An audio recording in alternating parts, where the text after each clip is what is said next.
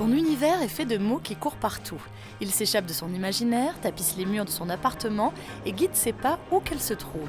Dominique Même y est affamée de mots. Elle les écrit et les partage avec ses lecteurs, et ils sont souvent très jeunes.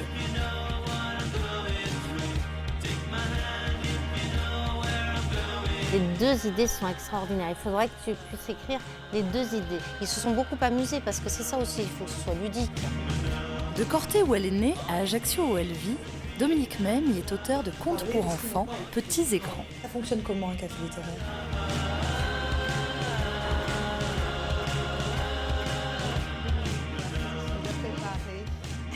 Daniel relit, corrige, l'accord du participe passé, des fois qui me tourne. Sa passion, elle la partage avec les copines, ses premières lectrices. Est-ce cela la somme d'une vie ? Je ne veux pas y croire. Au bout du compte, il y a toujours des hommes, des histoires et des sentiments. Une vie d'auteur remplie de jolies phrases, de plein et de déliés.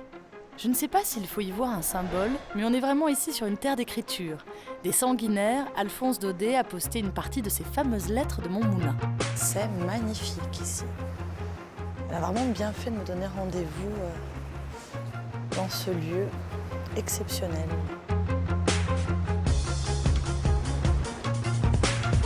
Ah, d'ailleurs, je crois que c'est elle. Oui, c'est elle, je la reconnais.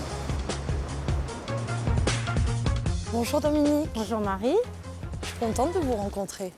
Je suis ravie, c'est une belle surprise. C'est un drôle d'endroit ici pour un rendez-vous. C'est un endroit où j'aime me promener régulièrement. J'ose dire que c'est mon chemin.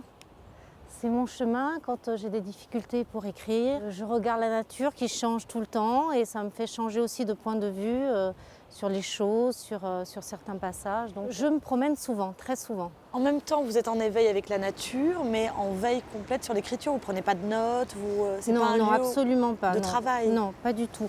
Oui, c'est un lieu de réflexion. C'est un autre travail, c'est un lieu de réflexion. Bon, alors moi, j'aimerais bien qu'on se balade ensemble pour voir si ça me fait Volontiers. quelque chose. Je vous emmène volontiers. Alors la balade, quand on est écrivain, j'imagine que ça draine les idées, ça... Oui, parfaitement, mais surtout quand on se promène seul. Non, C'est gentil de me dire ça, j'ai bien fait de venir. ah oui, excusez-moi Marie. On peut faire une balade muette, allez. Oui, Est-ce que d'accord, est-ce je que suis ça vous entièrement irait d'accord, je vous emmène. Ça va être dur pour moi, hein. J'ai beaucoup de mal à me taire.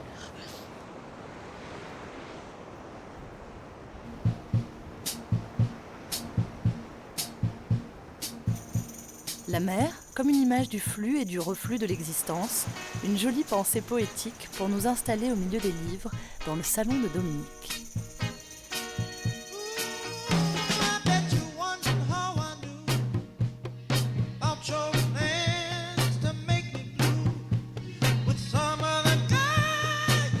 Donc les plus vieux souvenirs d'écriture, c'est... C'est tout enfant, c'est Ouais. vraiment dès que j'ai su, je pense, écrire. J'aimais déjà beaucoup lire, je lisais beaucoup. J'adorais les contes, je lisais, mes sœurs lisaient aussi, me lisaient des histoires, mais véritablement, je crois que dès que j'ai pu écrire, j'ai écrit dans des cahiers.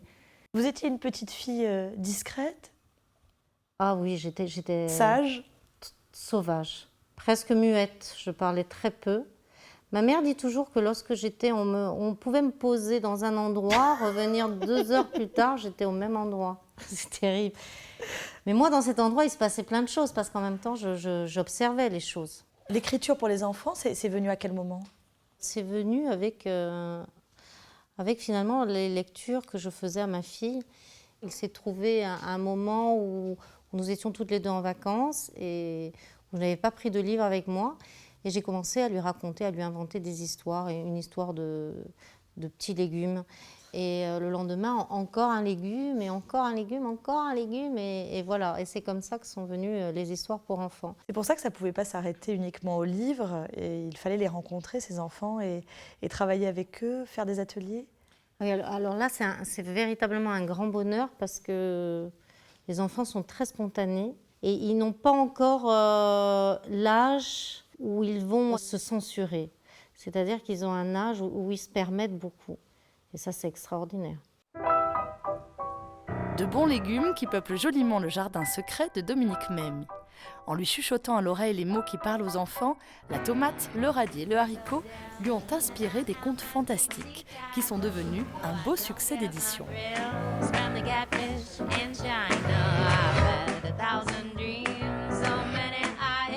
Alors ce joli livre que j'ai entre les mains, c'est le résultat d'un projet avec la BDP, Dominique Memmi, une classe, je crois, de Bastille-Catch. Oui, une classe de CM2. C'était quoi l'idée?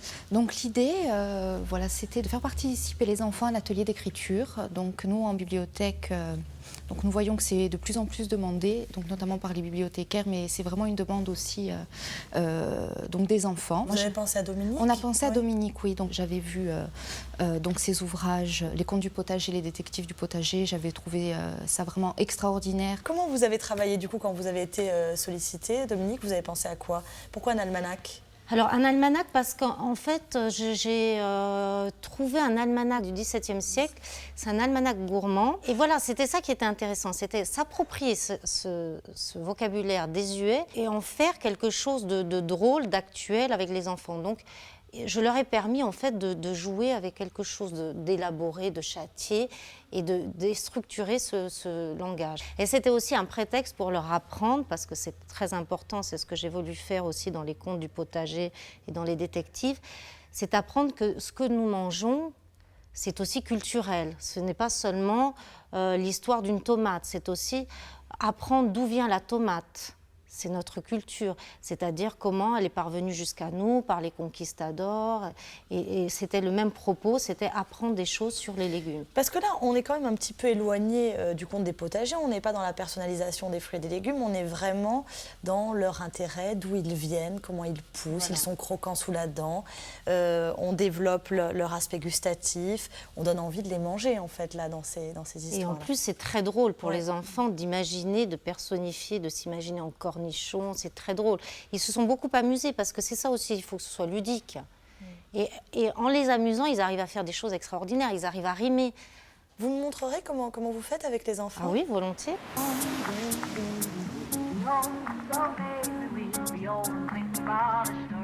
C'est sans doute parce qu'elle fréquente beaucoup les écoliers que Dominique adore faire l'école buissonnière.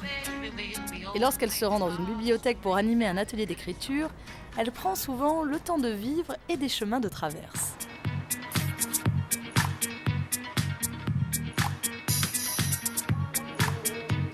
Alors, on s'installe pour un atelier d'écriture autour de la potion d'une sorcière.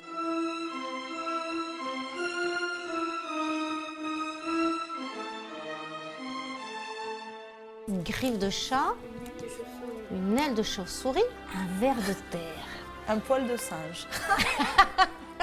Donc Marie, avec ce poil de singe, il faut inventer une potion de sorcière. Alors, voyons voir à qui j'aurais envie de jeter un sort. J'ai des ingrédients assez improbables, mais mes petits camarades de l'école des sorciers ont plus d'un tour dans leur sac, eux aussi. Vous voulez lire un peu vos ingrédients? Ingrédients: du dentifrice, une grosse citrouille, 3 ailes de chauve-souris. Et toi, Eline? De lion, un œil de rat, une mouche de bave de chien. Des clous, du caca de chien, de la poussière de fée, un œil de chauve-souris, une dent de lapin, 5 grammes de cheveux d'Éline. À partir de là, on peut créer toute l'histoire. On peut inventer toute l'histoire du début jusqu'à la fin. Bientôt, on va pouvoir lire, hein? Éline? On met dans une marmite à feu doux, on mélange, puis on récite la potion magique. Choupala, choupati, transforme les personnes méchantes en chats. Allez, vas-y, Marion. Allez, vas-y, on t'écoute. La sorcière Marmita prit du sel dans son tiroir, puis elle ajouta le piment le plus horrible, le plus dangereux, le piment rouge. Bravo, bravo. Ah, c'est super, bravo. Bravo, bravo Marion. Ce qui est important dans les ateliers d'écriture, c'est que les enfants ne soient pas contraints par des règles d'orthographe, des règles de syntaxe. C'est ce qui permet de déclencher l'écriture. Tu aimes bien écrire, Solène? Oui. Oui? Tu écris souvent? Tous les jours, j'essaye d'écrire, je fais un petit bout de l'histoire. J'y pense pas toute la journée et dès que je m'assois devant l'ordi, ça me vient tout seul et j'écris. Ça vous rappelle des souvenirs, non, Dominique? C'est vrai que moi, c'était un moment à la fois de refuge et à la fois, j'avais l'impression que j'avais tout un monde qui s'ouvrait devant moi. J'étais heureuse. Ce que je dis souvent, c'est que quand j'écris, j'ai vraiment l'impression de rentrer chez moi. Et justement, chez Dominique, c'est là que nous allons, sur les terres de son enfance et de sa famille. La Restoniga à l'entrée de l'hiver, encore un monde magique. Un univers onirique où jaillissent les mots.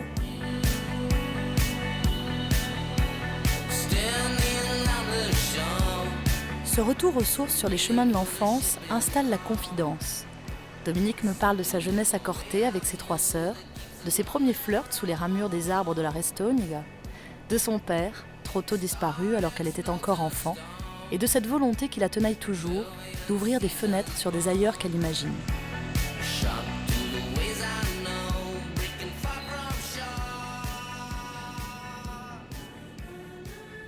C'est ici que vous avez grandi, Dominique, à Corté jusqu'à l'âge de 18 ans. Oui, puisque j'étais au collège et au lycée à Corté. Et ici, c'est un endroit que j'aime particulièrement parce que c'est l'endroit où, pas très loin, vivait ma grand-mère. Et donc, on y allait souvent avec mes sœurs. Elle était comment, votre grand-mère? On la découvre un peu dans Modène. Retour à Modène. Oui. C'était une grand-mère comment? C'était une grand-mère frêle, une petite femme, toute pâle, toute fluette, et qui arpentait donc les rues.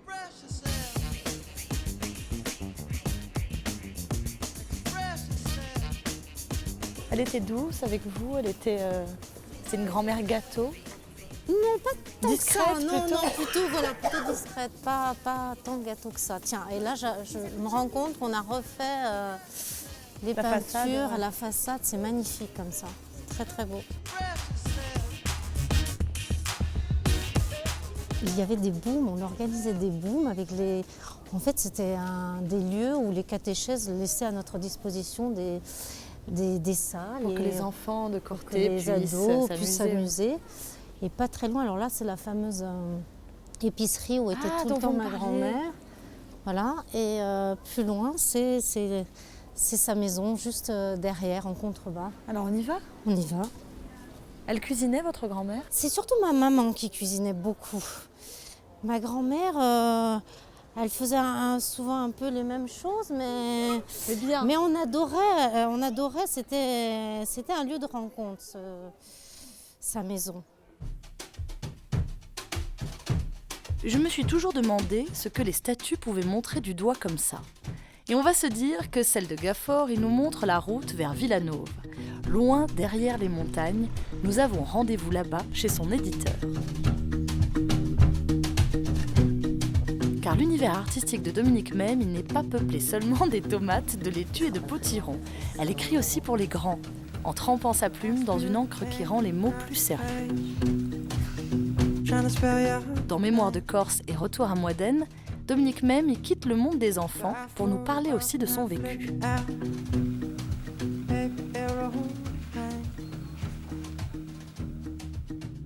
Est-ce qu'il y a une corrélation entre ce texte 1981 et le tout dernier ouvrage de Dominique Même, et Retour à Modène? Je m'adresse à l'éditeur et au lecteur. Oui, bien sûr. C'est un livre fort aussi, où la violence est encore très présente. Hein. Et c'est drôle d'ailleurs, parce que Dominique Même, que vous connaissez, que tout le monde connaît, est douce, enfin une apparence très, très enfantine aussi. Et ces 2 textes qu'elle nous donne aussi, qu'elle nous offre là, aussi bien dans Mémoire de Corse que Retour à Modène, sont d'une violence inouïe quand même, très forte en tous les cas. Et j'ai été séduit, là encore, à la fois par le style. Elle a un style qui lui est propre à elle. On peut, je crois, reconnaître aujourd'hui une œuvre, un roman de Dominique Même, des phrases courtes, des phrases longues quand il le faut, qui donnent une ambiance. Un rythme aussi. Un rythme aussi, absolument. Et elle est à la fois dedans, au milieu. Et puis en même temps, c'est vrai qu'elle a une distanciation tout à fait particulière et qui donne, je crois, un aspect tout à fait étonnant à ces 2 récits. Mais les mots, comment viennent-ils ? Est-ce qu'ils arrivent lorsque l'auteur se trémousse sur son fauteuil ? Ou jaillissent-ils sous ses doigts qui effleurent le clavier lorsqu'il ne les attend plus? Où sont-elles, Anna, Mathéa et Marie? Où sont mes filles? La chair de ma chair, le sang de mon sang. Chaque fois que je pense à elles, je suis mort. Être mort ne veut plus rien dire. Être mort n'a de sens que lorsque je pense à elles. Alors oui, j'ai désespérément disparu.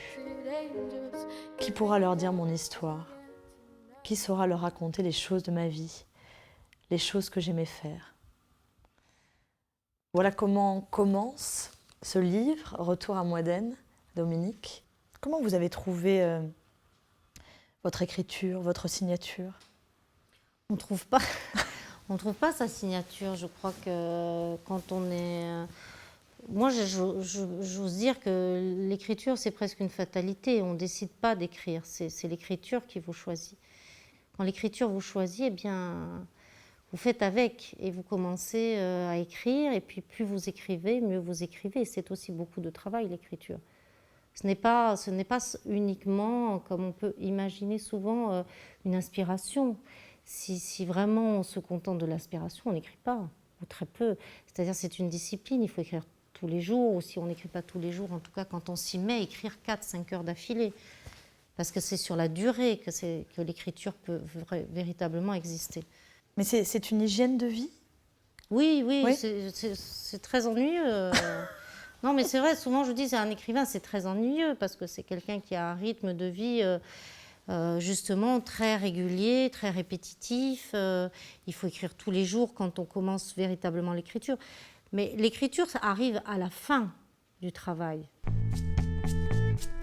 Et lorsque les mots ne veulent pas venir, lorsqu'ils restent accrochés au subconscient, alors il ne faut pas les contrarier. Il faut les distraire, leur offrir le spectacle de la vie et attendre qu'ils se décident à glisser vers les pages. C'est le moment où l'écrivain n'est plus qu'humain. Il a besoin de prendre l'air, de s'échapper, de partager de bons moments avec ses amis. Et avec Dominique, les surprises sont parfois très surprenantes.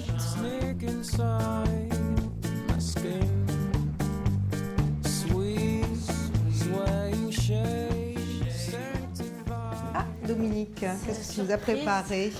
Du chef. Oh purée, non, c'est pas possible, ce qu'elle va me faire là. Alors on va plumer les pigeons, on va plumer la grive. C'est impossible pour moi. Paul? Si, je peux. On va essayer. Alors je vais vous montrer, déjà je vais vous montrer, c'est très simple. On prend la bête, c'est un beau pigeon, hein. Et on plume évidemment dans le sens opposé. Pour ne pas en mettre partout, on essaie de faire ça dans le sachet. Ça vous est venu d'où, cette passion de la cuisine, et en particulier des choses à plumer, trancher, égorger? J'ai vu ma mère faire ça, j'ai vu mon père faire ça, et c'est un amour de la bonne chair. Et j'ai pas du tout d'appréhension parce que je l'ai vu faire maintes fois et j'ai l'habitude de le faire. Mais votre me passion de la dérange pas. cuisine, ça va loin parce que vous suivez des stages et tout. Ah non? oui, j'adore ça. J'ai suivi des stages de pâtisserie, de charcuterie. Elle C'est a fait vraiment- un stage de charcuterie, vous le saviez ça? Non, je savais de pâtisserie. Elles en profitent en fait. Là, elles font rien, mais d'habitude, elles en profitent. Et d'ailleurs, elles pourraient mettre un peu la main à la pâte. Et pan sur le nez des copines. Et du coup, elles vont s'y mettre. La cuisine, c'est comme la balade? La balade, ça peut être un moment solitaire, mais la cuisine, c'est un moment de partage. Et puis, c'est vrai que j'aime bien réunir des amis autour d'une bonne bouteille de vin, d'un bon repas. Vous parlez littérature avec Dominique, les filles? Oui. On essaye. Vous échangez vos lectures? Oui. Oui, plutôt. C'est particulier d'être amie avec un auteur quand on la lit. On rentre quand même dans une intimité. Moi, je crois que j'ai été lectrice avant d'être amie avec Dominique. C'est donc, vrai oui, Correctrice aussi. Daniel relit, corrige certaines fautes que j'ai laissées passer. L'accord du participe passé. L'accord du participe passé, des fois qui me tourmente, C'est vous, que je Daniel, qui corrigez, répète. c'est vrai? Oui, ça m'arrive. Vous êtes prof? Institutrice. Ah, oui. Mais lorsqu'on est amis comme ça, on dissocie du coup l'auteur et l'ami, ou c'est vraiment une entité? on dissocie complètement. Je pense Tu qu'on crois? Moi, je sais pas. Quand je lis ces livres, des fois, je suis bouleversée encore plus. Quand je pense à la peine qu'elle a pu avoir quand elle était petite, ça me touche peut-être encore plus. Ou c'est difficile de savoir ce que ça me ferait si je la connaissais pas. Mais, ouais. Et vous lui en parlez après ou... Oh oui, hein, on en parle. Oui. Bon. Puis il y a des choses qu'elle aime, Danielle, des choses qu'elle n'aime pas. Ce qui est important, c'est qu'elle va le dire. Elle va dire si elle n'aime pas quelque chose, si elle n'aime pas un passage, si elle préfère autre chose. Elle va être véritablement critique. Sur la littérature jeunesse ou encore la littérature pour enfants? Je parle plus, c'est vrai que j'échange peut-être plus sur les romans. Peut-être justement parce qu'il y a une rapidité en littérature jeunesse. Et c'est vrai que comme il y a un travail aussi avec un illustrateur, c'est un autre... On est moins seul. On est moins seul. C'est un moment euphorique d'écrire pour les enfants, alors que quand j'écris pour les adultes, c'est pas du tout... ce ne sont pas des moments euphoriques. C'est pour ça que vous aimez ensuite plumer des oiseaux. Entre amis.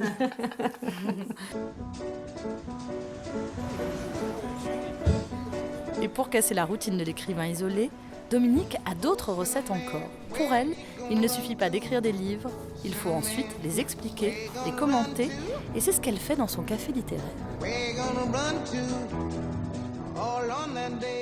Dominique, vous m'avez emmenée dans les caves du bistrot du cours.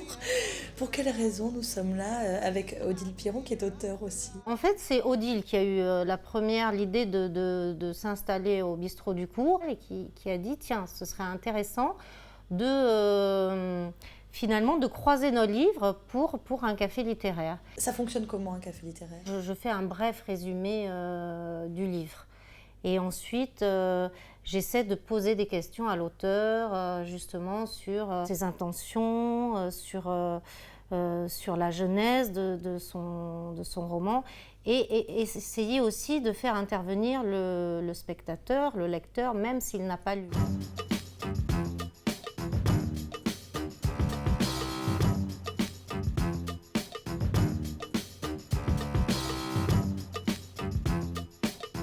C'est aussi donner au lecteur, donc au public, des clés peut-être de lecture ou de déchiffrage de l'ouvrage, parce que ces ouvrages ont forcément une histoire, une genèse. Ça veut dire parler de la forme aussi?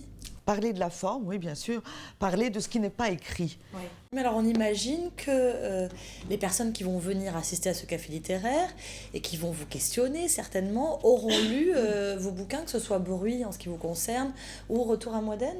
Comment vous voyez les choses? Pas nécessairement, parce que c'est vrai que souvent, les cafés littéraires, il y a évidemment des lecteurs, mais il y a aussi des gens qui viennent pour entendre parler de littérature, pour, comme disait, c'est vrai Odile, la fabrique de l'écrivain, voilà. La curiosité de savoir comment on écrit, comment on aborde un sujet, comment on cuisine. Ça, c'est un peu un mystère souvent pour les gens de l'extérieur. Ce qui est intéressant dans l'idée du café littéraire, c'est la rencontre avec le public. C'est même nécessaire parce qu'effectivement, on sort de notre isolement. Ouais. Comment on reçoit lorsque justement le spectateur, celui qui vient au café littéraire, a lu? Comment on reçoit ce qu'il a ressenti, ses impressions, voire ses critiques? Alors quand il a lu, c'est extraordinaire parce que moi j'ai une dame qui m'a dit pour Modène, je le quitte plus, je le montre à tout le monde, c'est Louis, vous lui avez rendu vie, c'est un roman familial. Et là je l'écoute, je dis non, c'est pas ce que j'ai voulu faire. Mais c'est ce qu'il y a de formidable, c'est que justement, il y a plusieurs lectures et souvent, le lecteur nous apprend des choses sur notre propre écriture. Mais il arrive que le lecteur n'aime pas. Ah non, ça ne me dérange pas plus que ça, parce que quand un livre sort, on est déjà en train d'en écrire un autre. Oui. Voilà. Donc c'est celui-là qui sera le meilleur, évidemment. Oui, le temps de l'édition et le temps de la lecture, c'est un temps qui diffère complètement. Et c'est vrai que quand on est sur Modène, elle est sortie en juin. Et c'est vrai que moi, je suis déjà dans la conception d'un autre roman. J'adore animer des cafés littéraires parce que c'est vraiment une rencontre avec des auteurs. C'est aussi un travail. C'est ça qui est important, c'est que ça oblige à travailler une lecture. C'est une lecture particulière d'un livre.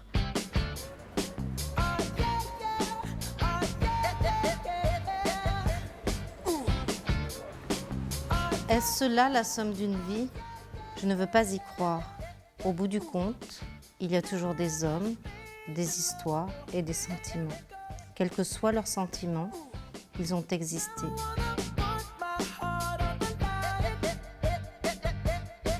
Une fois que vous nous aurez tout raconté, qu'est-ce que vous allez écrire, Dominique? Je crois qu'il y a toujours des choses à dire sur soi, sur sa vie. Et puis c'est encore une fiction, donc il y a 1000 façons de raconter son histoire.